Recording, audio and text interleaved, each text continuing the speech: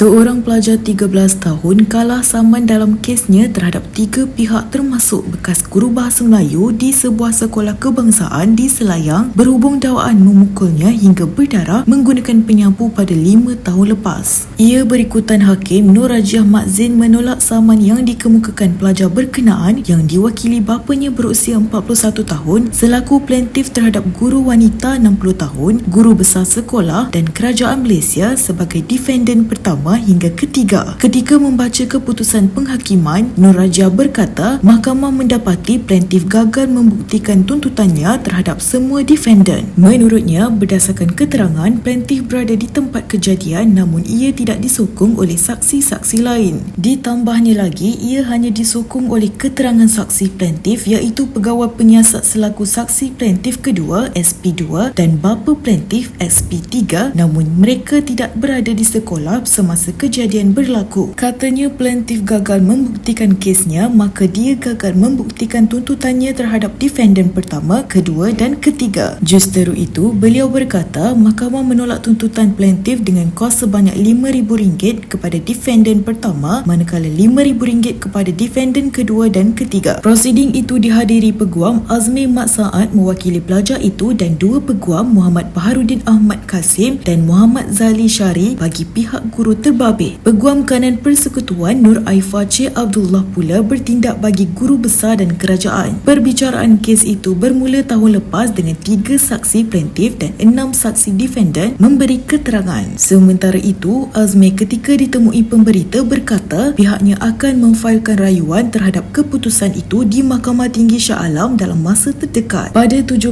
Oktober 2022, pelajar berkenaan yang diwakili bapanya selaku plaintiff memfailkan saman itu dengan menamakan guru wanita itu, guru besar sekolah berkenaan dan kerajaan Malaysia sebagai defendant pertama hingga ketiga. Berdasarkan pernyataan tuntutan, mangsa berkata semasa sesi pembelajaran mata pelajaran bahasa Melayu pada 3 petang 18 Oktober 2019, dia dan seorang lagi murid ternampak guru berkenaan sedang mengejar seorang lagi rakan sekelasnya sambil memegang penyapu. Plaintiff ketika kejadian berusia 8 tahun mendakwa semasa dia dalam perjalanan kembali ke tempat duduk, guru berkenaan secara tiba-tiba memukul kepalanya menggunakan penyapu dan dia telah mengalami kecederaan serta pendarahan yang banyak. Katanya, hasil pemeriksaan di Klinik Kesihatan Daerah Gombak mendapati dia mengalami kecederaan di bahagian kepala dan perlu menerima 5 jahitan serta terpaksa dibalut. Menurut plaintiff, kegagalan semua defendant untuk memastikan plaintiff dibimbing dengan baik sepanjang berada di sekolah dan berada di dalam keadaan selamat sepanjang masa sesi persekolahan berlangsung telah menyebabkan guru berkenaan mendatang kecederaan yang dialami plaintiff. Namun, menurut keterangan guru pula menyatakan dia tidak pernah memukul kepala plaintiff atau murid lain menggunakan penyapu atau mana-mana bahagian penyapu. Guru itu berkata kecederaan dialami oleh plaintiff adalah akibat kenakalannya sendiri apabila terhantuk dan terkena bucu kayu tempat letak kapur papan hitam ketika murid itu cuba meloloskan diri. Jangan membuat sebarang spekulasi yang boleh mencetuskan kontroversi. Apapun, diharapkan agar kes ini dapat diselesaikan dengan penuh keadilan dan kefahaman yang tepat supaya tiada mana-mana pihak yang jatuh.